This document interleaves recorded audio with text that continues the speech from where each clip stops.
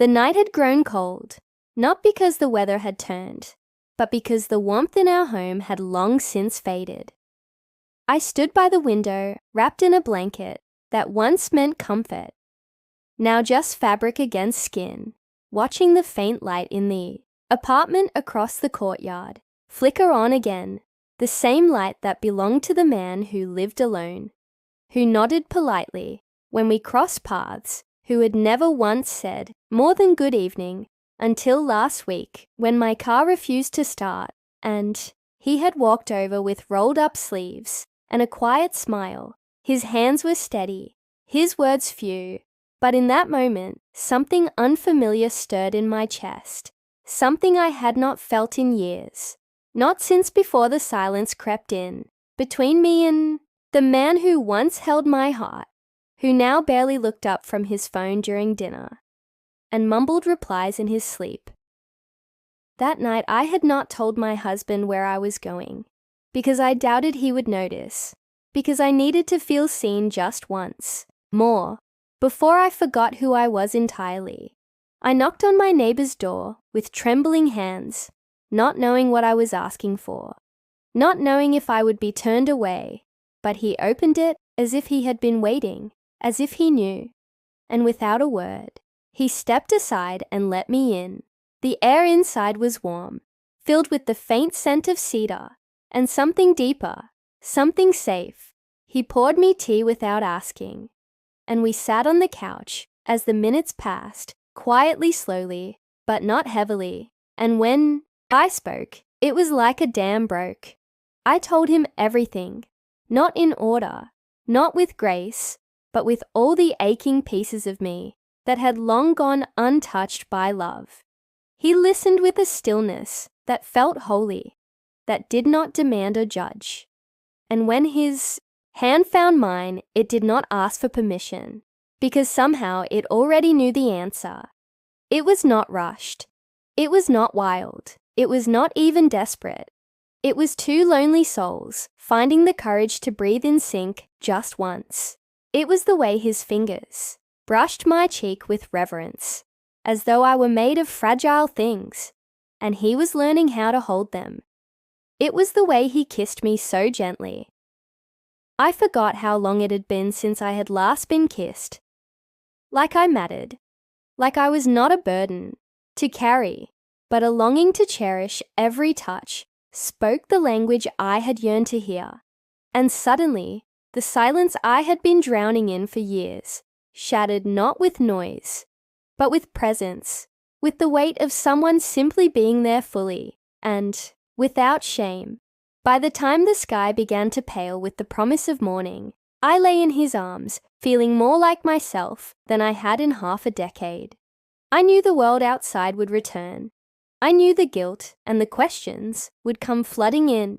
But in that single night, I had remembered what it felt like to be wanted, not for duty, not for convenience, but simply because I existed, because I was enough.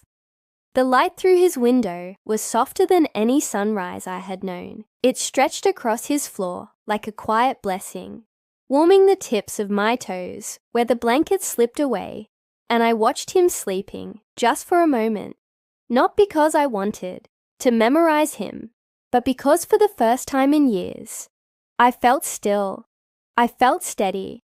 I did not want to rush out.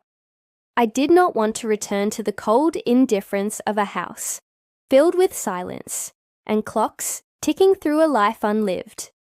I wanted to stay in this moment just a little longer, in the warmth of this man who had offered me no promises, but had given me something far rarer than words, something real.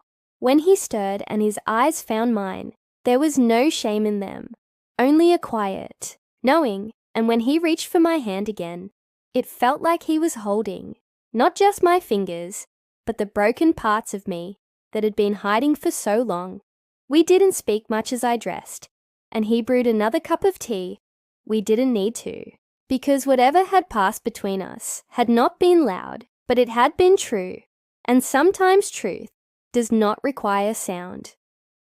I stepped out into the morning, feeling the cool air brush against my skin, and for a brief moment, I hesitated at the door of it, my own home, unsure of who I would be once I stepped inside, unsure of how I would face the man who wore my ring but had long since stopped seeing my eyes, unsure of whether I would be able to wear the mask of quiet resignation again. But I did walk in. I did make breakfast. I did smile faintly as he muttered a tired thanks without looking up. But something inside me had shifted. Something had cracked open, and light was seeping through. I no longer felt invisible. I no longer felt numb. I had touched something real, and that knowing would not fade. Days passed, and I found myself catching glimpses of my neighbor again in the elevator, in the lobby, across the courtyard. And though we said nothing, the look in his eyes each time was enough a reminder that I was still there, still alive, still worthy of being felt and known and wanted. My husband never noticed the difference, never asked why I had begun humming while folding laundry or smiling at the sky. He did not notice that something in me had come back to life, and maybe that was the answer I had been afraid to face all along. I do not know what the future holds.